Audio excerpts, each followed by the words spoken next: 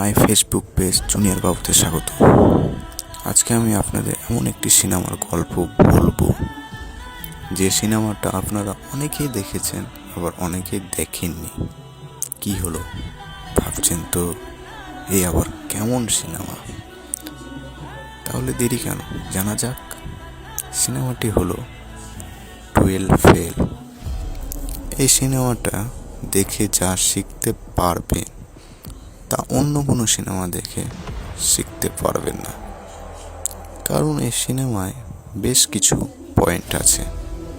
তার মধ্যে একটি ভালো পয়েন্ট আছে, যা হলো শত ব্যর্থতার পরও যে জিতা যায়। এই সিনেমাটা না দেখলে বুঝতে পারবেন না। আর এই ভিডিওটা দেখতে ভালো লাগলে অবশ্যই শেয়ার করবেন, আর এই ভিডিওটি ভালো লাগলে কমেন্ট করবেন। পরবর্তী ভিডিওতে দেখা হবে।